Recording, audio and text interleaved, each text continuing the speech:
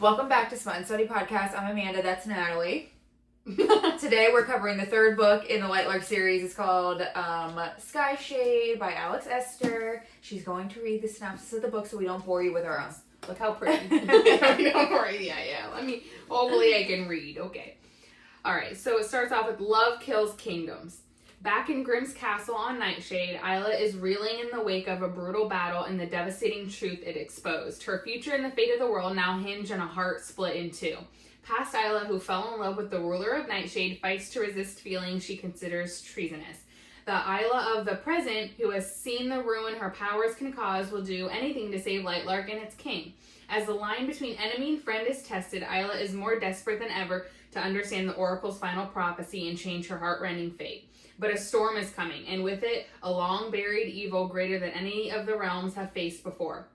With the clock ticking on her destiny and the survival of two warring kingdoms, hinging on her own shattered heart, Isla Crown will either save the world or destroy it. Once again, I just love, the beginning. It's who fell in love with the ruler of Nightshade fights to resist feelings. Is it there? Yeah. Not? It's there. Why are we still doing this? But anyways, okay. Yeah, pretty much this book, like we said, she goes with Grimm. And then now she's living with Grimm. Grimm's whole people are like, why the fuck is she here? She's definitely going to betray you. I don't know why we took her back. Of course, Grimm's like, no, everything's fine. Yeah. So, like she had said, they want to pretty much... She basically is just hanging out in this castle, ignoring him for a chunk of the book. Yes. To then really, all of her memories start flooding back. So she actually remembers how she knows Grimm and Grimm's heart, even though everyone's oh, he's so bad, blah, blah, blah. But then it's ignoring him, and then it's she remembers the memories, and then they're flirting, and then they're doing it.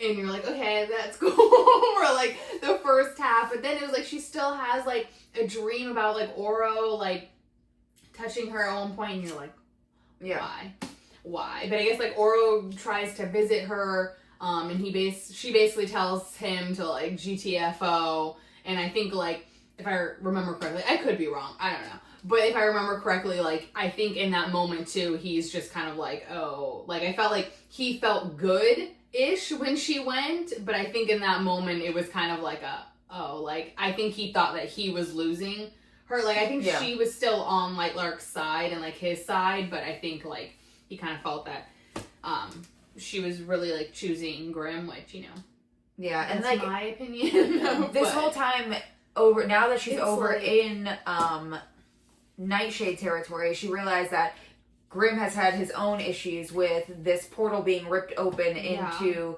Nightshade, coming from another world, which at this point they don't know what this other world is. Yeah. But every time he's having to fight these creatures called the Drex. So she kind of sees where he gets that hard exterior from. And then he also, I think it was between the last book and this book when it kind of showed their memories. Her and him hated each other at first.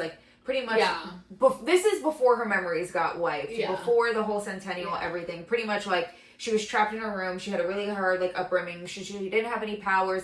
These two, people that watched over her, they pretty much made her, train from morning to night. They literally would, cut her, literally beat the shit out of her.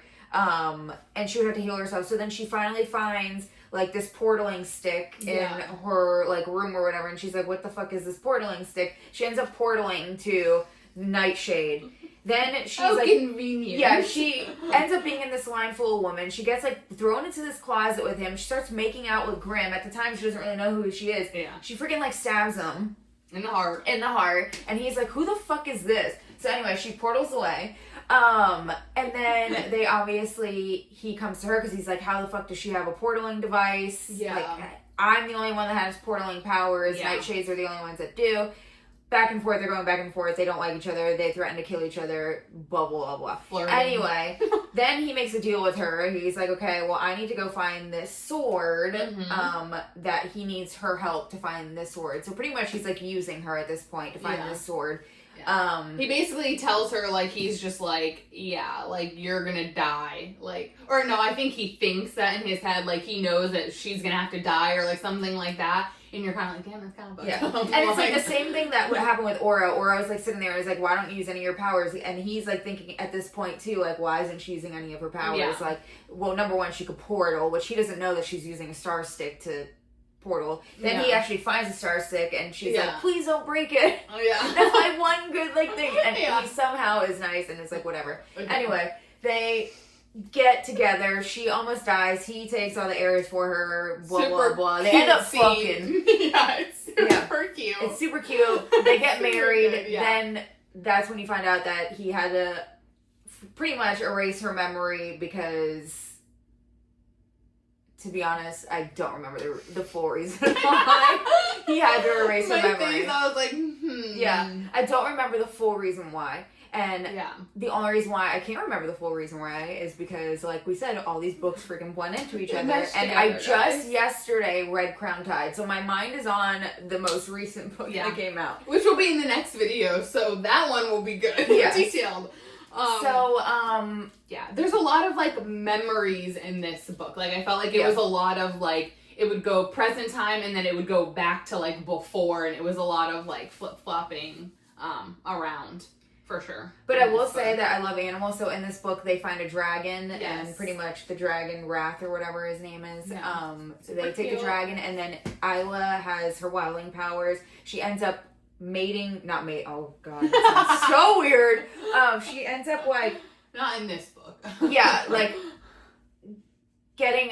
Every person on the wildling gets an animal that's like with them, like bound to them. Yeah. So pretty much she like goes through the woods. She ends up meeting this like jaguar or whatever cougar thing, the cat type, a panther. There we go. A panther who actually was her mom's like bonded animal. A big cat. Yeah. His name is Lynx. I know his name. It was just some type of big cat, but it just popped in my mind. Panther. You remember details, you just can't remember. It's like the pieces are there, but you're just like the extra details are just a little bit fuzzy. Yeah. That's what happens. But yeah, it's cool because like it was her mom's bonded animal, and his name is Lynx, and at first Lynx was like, ugh. Yeah. But that's the funny part, that Lynx doesn't like Grimm. We know that. And when Oro showed up, apparently the cat likes Oro. Cat, whatever, panther. It's a cat. So yeah, it's kind of just funny to me. I'm like, why does he like Oro? Yeah.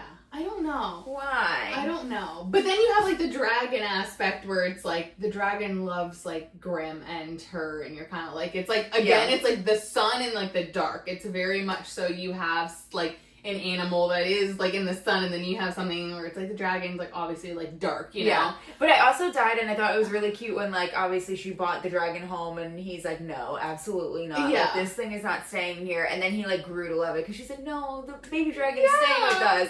So then so cute. Yeah. But pretty much they have to solve the problem about the portal. Yeah. They go through all these steps to get all this stuff. Yeah. She gets like this ring. She tries to capture a piece of a storm. There's old people that come from the other world, which they actually found out about the other world through Cleo, because she was saying something about, oh, my son's dead, but he's in the other world type thing. Yeah. So Isla, remembering that she killed a bunch of people, she's like, oh, if I try to get into the other world, I could bring back those people. She still has a lot of guilt about those people that she killed. We're still on that. So pretty much one of the old great rulers, Lark, randomly comes out of nowhere. Like her ancestor. Yeah, her ancestor, and pretty much her and Lark get buried into the ground, and then they both disappear into this new world. Yeah. The portal of the new world, which now Grimm and Oro both can't get to the new world. Yeah. So they're kind of like, oh shit, and that's how that book pretty much ends. Yeah. And there's like a little bit of where you find out like Grimm's like family part or whatever. Cronin is Grimm's ancestor. And like he's really evil, and there's like talk about like him coming back or like whatever it is, like he's resurfacing, like he was supposed to be dead but like he's not, but Lark was in love with him, and like it's like there's that whole story that you kind of get like a mix of, and then basically like Lark and Isla just like kind of like yeet themselves into this world, and neither Grimm or Oro can get there. And we also find out that's where it leaves off, and that's where the second book picks up, is with like them Yes. in this world. And Isla, I think we just forgot to mention, we find out that she's part nightshade, she's part wildling, she's part sunling. Yeah. So I think she's part sunling because she trained with Oro, so like she got some of his powers, but she's wildling and part nightshade because her mom was wildling and then her dad happened to be in Grimm's army. Like one of his like commanders or something ended up being like her dad, which was also like a like a whatever like thing because he's like, oh, he never returned home, and Grimm was like, oh, I just thought he was dead, but it was like he fell in love with like Isla's mom, who was like a wildling, so he just like wanted to leave that whole life. So she's like part. So she's got all the freaking powers, bro. And she's scared to use it. She's scared of herself. Yeah, like she literally even went and got like things made so her powers wouldn't come out. Which you're like, girl, I know. She's control your powers. She's just scared. Literally, she's like a frightened animal in a corner. But that's fine. But anyways, this book was really good.